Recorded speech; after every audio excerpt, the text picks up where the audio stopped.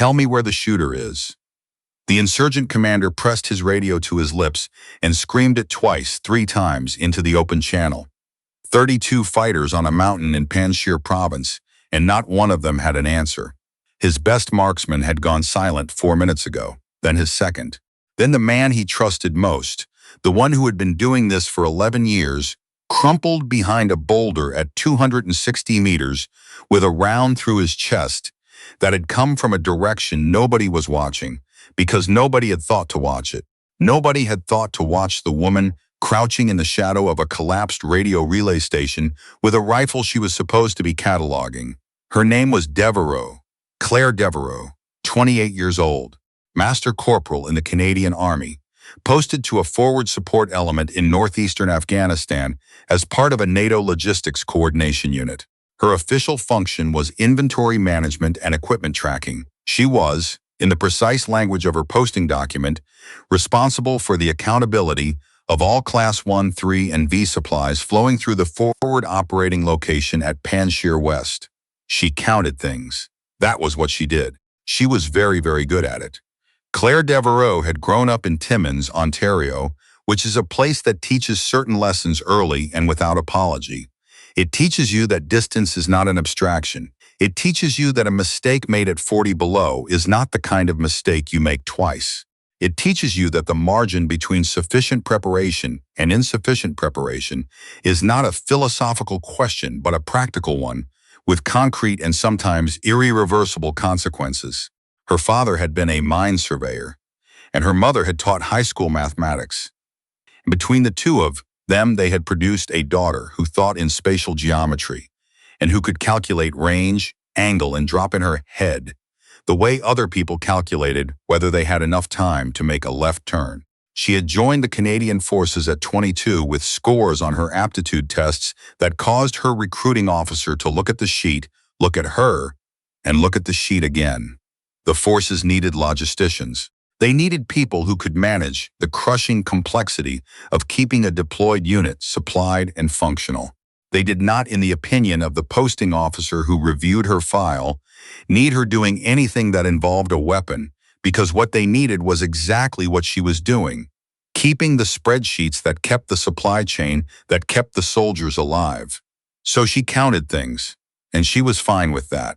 Or she told herself she was fine with it, which is a different statement, though it took her a long time to notice the difference. Master Warrant Officer Dale Kepner had been in the Canadian Army for 23 years when he arrived at Panjshir West and noticed Clare Devereux. He noticed her the way he noticed most things that mattered, not all at once, but incrementally, detail accumulating over time until the picture resolved. What he noticed first was not her work, though her work was exceptional. What he noticed was what she did on her days off. She went to the range, not because anyone asked her to, not because it was scheduled. She went because she wanted to, which was a different thing entirely. And Kepner, who had spent 2 decades learning to distinguish between obligation and desire in the people around him, registered this and filed it. He knocked on her door one Tuesday evening in November when the temperature outside the wire had dropped to something that reminded both of them, though they had not yet spoken enough to know this, of home. "Devereux," he said when she opened it. She was holding a pencil. She always held a pencil. "You've been going to the range on your own time." She looked at him with the careful professional attention she gave to superior officers. "Yes, sir."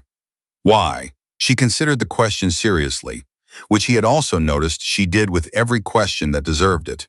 "Because I grew up hunting with my grandfather, north of Cochrane," she said, "and because I don't like being somewhere without understanding the environment I'm in." Kepner looked at her for a moment. Outside, somewhere across the valley, a vehicle was moving along the ridge road, its headlights briefly visible through the small window above her bunk. "How are your scores?" he said. "Adequate," she said, and there was something in the pause before the word that told him she considered adequate to be a temporary condition. He told her about a captain he had served with in Bosnia, a signals officer, paperwork, communications, never meant to be in a firefight. A convoy got hit outside Mostar, and this captain had picked up a wounded trooper's rifle and held the approach road for 9 minutes. Kepner had been there. He had watched it. He had thought about it many times since. She hadn't trained for it, he said. She survived because she'd thought about it. There's a difference between training and thinking. He paused. I'd rather have someone who's done both. Devereux said nothing for a moment, then, Is this an invitation, sir? If you want it to be. She was at the range the next morning at first light. He was already there. What followed was not a program. Kepner was careful about that.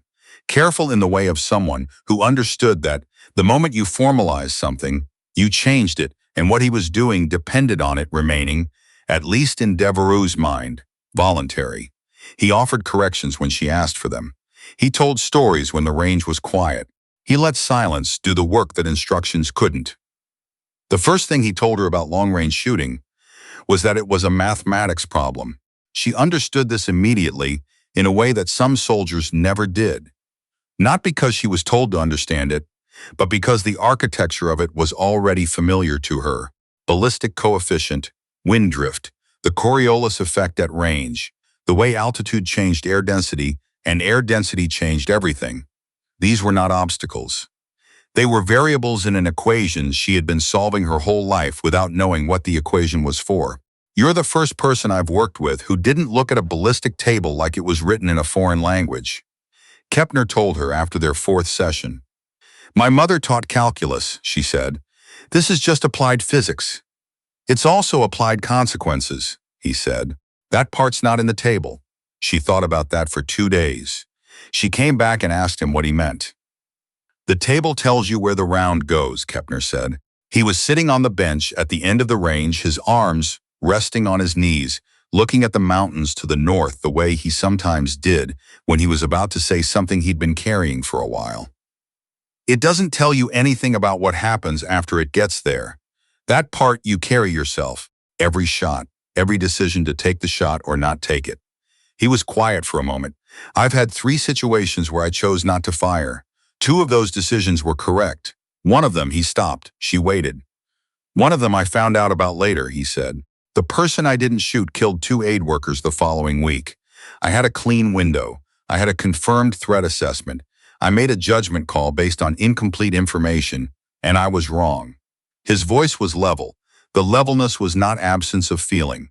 It was a container built over many years to hold a feeling that was not going away. I would probably make the same call again with the same information. That doesn't make it easier to carry. Claire sat with that for a long time. I need you to understand that before we go further, Kepner said. The math is the easy part. The carrying is the work. Can you tell me you understand what I mean? She looked at the mountains. Somewhere in the valley below, she could hear the sound of a generator cycling. My grandfather lost 2 fingers to a chainsaw when I was 9, she said. He kept working the same day. He said the decision about whether to keep going after something goes wrong is the most important decision you ever make. She paused. I think you're talking about something heavier than that, but I think the structure is the same. Kepner looked at her. Then he nodded once. Monday, 0600. I'm going to show you something. He showed her the C-14 Timberwolf. She stood at the bench and looked at it, the way she looked at inventory discrepancies, like a problem she hadn't yet been given enough information to fully resolve. It was longer than anything she'd worked with before. It had a quality of deliberateness to it, every component a considered decision, nothing accidental. This was not a weapon for a firefight. This was a weapon for a single moment, one irreversible, carefully calculated moment that had to be exactly right because there was no correction. Pick it up, Kepner said. She did. She adjusted her grip. Something settled in her shoulders, a recognition, physical before it was conscious. Tell me what you notice, he said. It wants a specific geometry, she said. It's not asking me to hold it. It's asking me to become part of a system. Kepner was quiet for a moment. You're the 3rd person I've worked with in 23 years who said something like that in the first 5 minutes, he said. The other 2 both went on to do serious work. What followed was 2 months of early mornings and cold range sessions and evenings on the bench when the light went bad, and Kepner talked, and she listened with the focused attention she brought to everything that deserved it. She learned to read wind not from flags but from mirage, the shimmer of heat over the ground that told her what the air was doing at range. She learned to call her own shots, to see the trace of the round through the scope and know, before she walked the target, where it had landed and why. She learned that patience was not the absence of urgency, but the discipline of not letting urgency corrupt the process.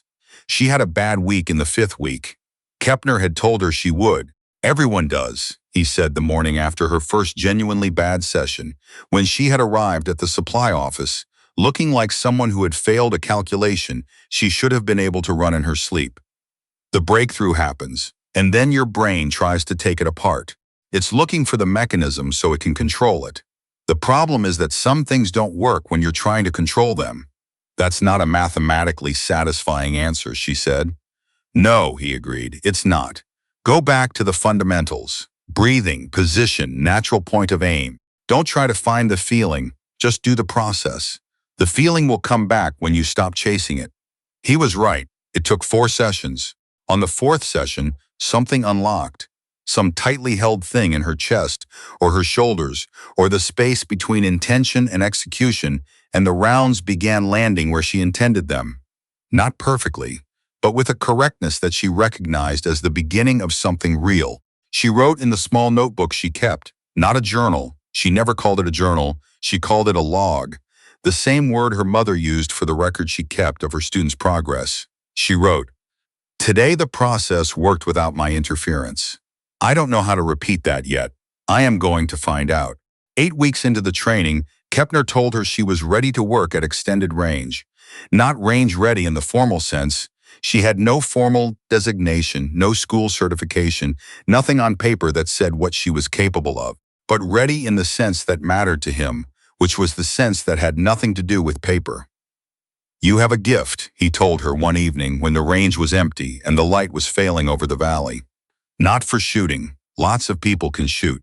You have a gift for thinking under conditions that make most people stop thinking. That's the rare thing." "I'm a logistician," she said. "Supply chains don't stop having problems because conditions are difficult." "Exactly," he said. She didn't know yet what any of it was building toward. She didn't know that 11 days later, at 0340 on a Tuesday morning in February, a patrol would take contact on the eastern ridge and the FOL's attached JTAC. A young captain named Vilas, 26 years old, highly competent, genuinely liked, would take a round through the shoulder and go down before he could call in the close air support that 3 other soldiers needed in the next 4 minutes. She didn't know that she would be the only person in a position to do anything about it. She found out at 0352 when Sergeant Ewan came through the door of the supply section at a controlled run and said, in the tone of someone managing a very large amount of information under significant pressure, "Devereux, Kepner says you're with me now." She had her kit on in 90 seconds. Old habit, Timmins' winter habit, you don't waste time getting ready when something needs doing. Ewan briefed her while they moved. Patrol element, 6 soldiers, had walked into an ambush on the eastern approach. Vilas was down. His radio still lived but himself not functional. The patrol sergeant, a veteran named Hawthorne, had his people behind cover but was pinned and couldn't maneuver. There was a fire position on a ridgeline at approximately 280 meters that was controlling the ground. "Kepner thinks you can take it," Ewan said. "He's not ordering you. He said to tell you." He paused, relaying this carefully, that if you think you can, trust that. She thought about the range sessions. She thought about the evening Kepner had told her about the aid workers. She thought about what he had said about the carrying. Where's the position? The ridge line was exactly where Ewan's map said it would be. She found her ground in 40 seconds, a shallow depression behind a vehicle barrier that gave her the elevation she needed and an oblique line of sight to the fire position.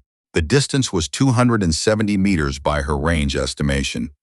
The wind was coming from the northwest, consistent, no gusting. The temperature was 4 degrees above zero. The light was poor but not absent. There was a half moon, and the position had a thermal signature she could read through the optic. She settled into position. The rifle found the geometry of her body the way it always did now, without her having to think about it. She breathed. Through the scope, she found the fire position. 2 people, one on the weapon, one feeding it. The one on the weapon was the problem. She made the decision. She took the shot. Hawthorne's element was moving 6 seconds later. She did not move from position. The first shot had answered one question and asked three more: whether there were additional positions, whether there were flanking elements, whether the contact was part of something larger. She kept the scope moving, reading the ground, because the job was not finished with one round, and she had learned enough from Kepner to know that the worst thing you could do after a successful shot was to stop thinking. There were additional positions. She worked for 8 minutes. She fired 7 times. Later, she would account for each of those 7 rounds in the same terms she used for inventory. What was the situation? What was the assessment? What was the action? What was the outcome? She would not use other language. She would not dress it up or strip it down. She would state what had happened with the precision she brought to everything that required honesty. When Hawthorne's element cleared the ridgeline and the contact broke, she stayed in position for another 4 minutes, because 4 minutes was the interval Kepner had taught her to use before declaring a situation resolved. Then she cleared the weapon, set the safety, and sat up. Sergeant Ewan appeared beside her. He said nothing for a moment. Then he said, "Hawthorne's asking who the shooter is. Tell him it was logistics," she said. She was not being modest. She meant it literally. She was logistics. That was what she was. What she had done tonight was also what she was, and the two things were the same person, and she was beginning to understand that they had always been the same person. The debrief happened at 0700. It was conducted by a lieutenant colonel named Breck Holloway, a spare and precise man who gathered information the way she gathered inventory data, systematically, without flourish, without leaving gaps. He wanted everything. She gave him everything. When she described the 7 shots, he made a note and looked up. "Master Corporal Devereux," he said, "you are not a designated sniper. You have no formal certification in precision fire. You have no operational record in this capability." "No, sir. And yet Master Warrant Officer Kepner's training documentation, which I have reviewed this morning, is thorough enough to account for what you did in a way that the record should reflect." He set his papers down. "You're going to be recommended for a commendation. That's not what I want you to take from this room." A pause. "What I want you to take from this room is that what happened on that ridge was not luck. It was preparation. The record will say that clearly." She nodded. "One more thing," Holloway said as she stood to go. "The position you engaged was operating in connection with an element that has been active in this valley for 14 months. 3 attacks on local infrastructure. 1 on a medical convoy." He said it without ceremony. "I thought you should have the full accounting." She held that on the walk back across the base in the cold February morning. She held it the way Kepner had said you held things, not trying to resolve it into something simpler than it was, but letting the full weight of it exist without flinching. She found him at the range. He was not shooting. He was sitting on the bench at the end of the range with his coffee, looking at the mountains, which was what he did when he was thinking about something he hadn't finished thinking about yet. She sat down without asking. He didn't say anything about it. "Holloway told me about the valley element," she said. "The medical convoy." Kepner said nothing. "It doesn't make it simple," she said. "I know you're not going to tell me it makes it simple." "No," he said, "but it's part of the full accounting, and I think I need the full accounting to carry this correctly." He looked at her. The morning light was on the mountains, and the air was the cold, dry cold of high altitude in February, and Clare Devereux sat beside him and held 2 true things at the same time without trying to turn them into one. "That's the right answer," Kepner said. "Not the comfortable one, the right one." They sat in silence for a while. Below them, the base was coming awake, vehicle engines, voices, the generator cycling through its morning sequence, ordinary sounds, the unremarkable architecture of a day that did not know what the night before had contained. "Holloway wants to talk to me about options," she said. "I know," Kepner said. "You're not going to tell me what to choose." "No." "Why not?" He looked at her for a long moment. Someone was shouting something across the base, a good-natured shout, the sound of people who had come off a difficult night and were relieved to be on the other side of it. "Because the choice has to be yours," he said. "The training was mine to give. The preparation was mine to design. But what you do with who you are, that belongs to you. The moment I make the choice, even partially, you carry it like a debt, and debt is a very bad thing to carry into the field. She sat with that. I know what I'm going to tell him, she said. I thought you might, Kepner said. When she walked into Holloway's office that afternoon, he looked up from his desk with the directness that was apparently his natural setting. He did not preamble. Devereux, I'll be brief. What happened last night represents a documented operational capability that is currently underutilized and incorrectly classified. You are inventoried as a logistician. Based on what I reviewed this morning, that inventory is incomplete. He folded his hands. You have two options. Return to your current function, commendation noted, operational record updated, end of conversation. Or I submit a recommendation to the Land Force Doctrine and Training System supporting your application to the Sniper Qualification Course at CFB Gagetown. She had known this was the shape of it before she walked through the door. She had known it on the ridge, probably.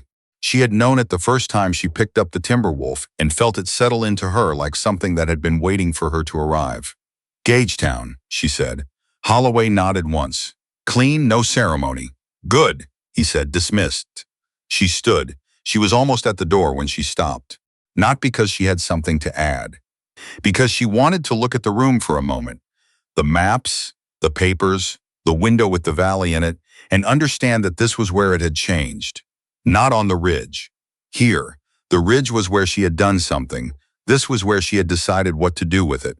She went to find Kepner. He was back at the range. He was never anywhere else in the evenings. She walked the length of the range and stood beside him and said, Gagetown. He didn't look at her. He looked at the target at the far end of the range, which was where he looked when he was processing something he was going to carry well. How long? She said. 12 weeks, he said. Course starts in 41 days. She watched the mountains. I need to call my mother, she said. Kepner stood up from the bench, which he rarely did when they were talking at the range. He stood up and looked at her directly. Before you do, he said, I want to tell you something and I want to say it correctly. He paused in the way he always paused before saying something he had thought through. I have worked with a lot of people in 23 years. People who could shoot and people who could think, and a few people who could do both under circumstances that would make most people shut down. What you did last night and what you've been doing for the past 2 months at this range is the product of both. I want you to know that I know that. The gift was yours. I just gave it a name. Clare Devereux stood in the cold February evening at a range in northeastern Afghanistan and felt something in her chest that she did not have an inventory term for. Something that was not quite pride, and not quite grief, and not quite gratitude, but that contained all three of them in an arrangement she was going to need time to properly account for. You said the carrying is the work, she said. It is, he said. I think I understand it better now than I did when you said it. That's how it works, he said. She called her mother that evening. The connection was clear, which was unusual, and her mother's voice was exactly as it always was. The particular warmth of a woman who had spent 30 years in a classroom learning how to hear what people were not quite saying. Claire told her everything. The training, the ridge, the choice. She told her the full version, not the condensed version, not the version designed to not worry anyone.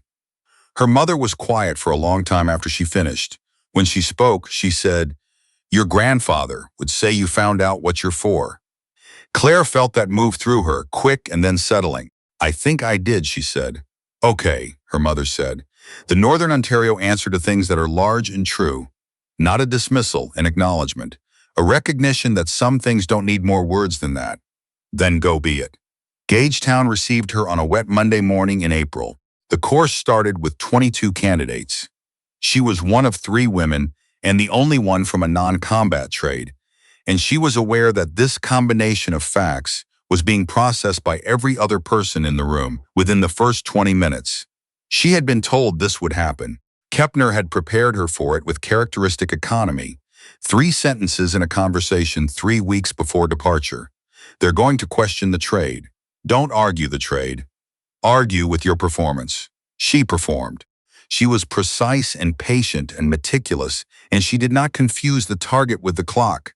She had learned that distinction in the 4th week at Gagetown, when a stress scenario under time pressure made her rush a shot she should have held, and she missed clean, and she knew she had missed before she confirmed it. She rebuilt the shot.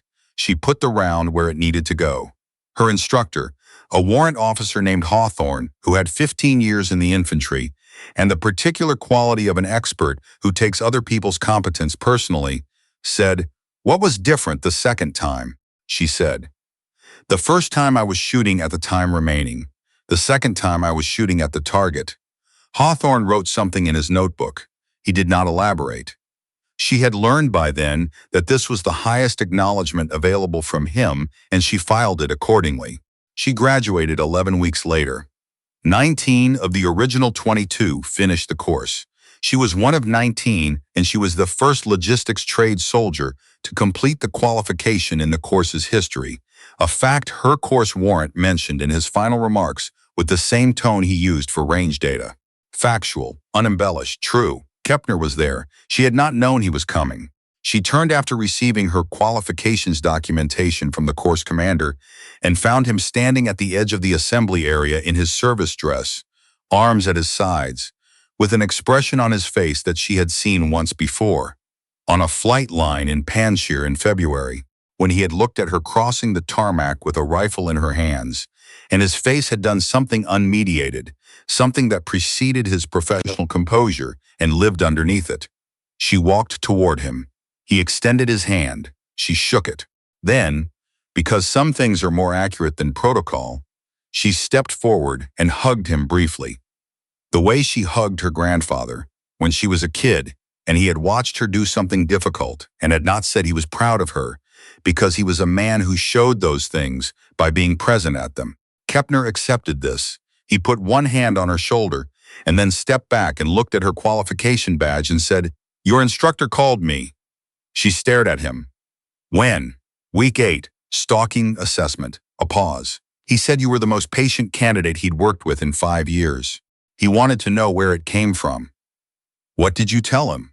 "I told him the truth, which is that the patience was there before I met you. Timmons probably had more to do with it than I did." She felt the tightness in her throat that she had refused to let become anything else in a supply section in Panjshir on a ridge in February, in a debrief with a lieutenant colonel who had given her the full accounting. This time she did not refuse it, because Gagetown was not a ridge, and Kepner was not someone she needed to perform composure for. "You said tonight matters," she said, "in the supply section before the patrol.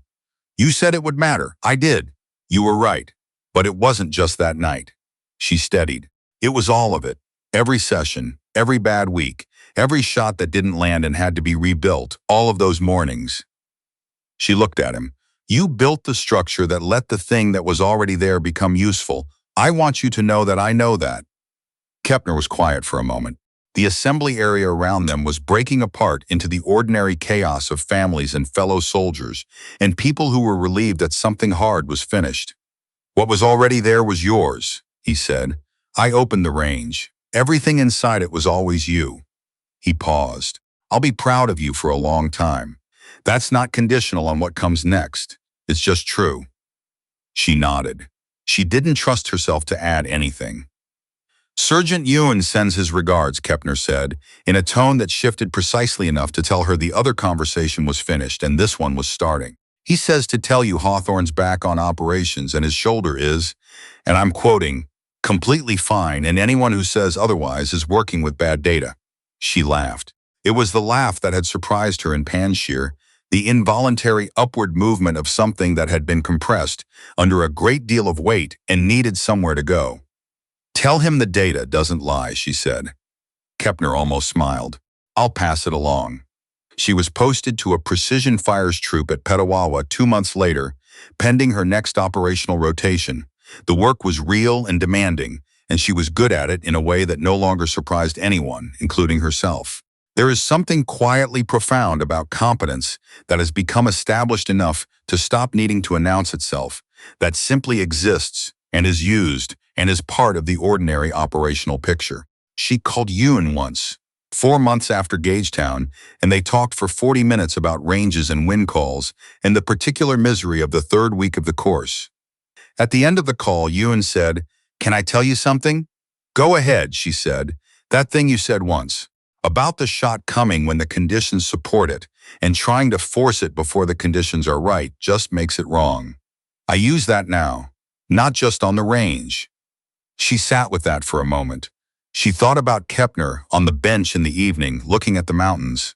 She thought about her grandfather with 2 fingers and a chainsaw and a decision to keep working. She thought about her mother's voice on a clear line in February saying, "Go be it." "It's not originally mine," she said. "I got it from a range in Panshire and a bush road north of Cochrane and a man who gave me his fundamentals." "Well," Ewan said, "it's yours now." She sat in her room at Petawawa after she hung up and held the log she had kept since before the range sessions. Her handwriting on the early pages, careful, slightly compressed, the handwriting of a person who was still learning what she was doing. Her handwriting on the later pages, the same hand, but settled. The way a thing looks when it knows what it is. She opened it to the last entry she had written during the course, week 11, the final field exercise. The note she had written the night before graduation when she was too alert to sleep and too ready to pretend she wasn't. The rifle is a precision instrument. It tells you exactly what you did. There is no room in the accounting for what you wished you had done. She picked up a pen. Below it she wrote the date, and then she wrote, "Qualified. Ready. The caring is the work." Beginning, she closed the log. She was 28 years old and she knew what she was for.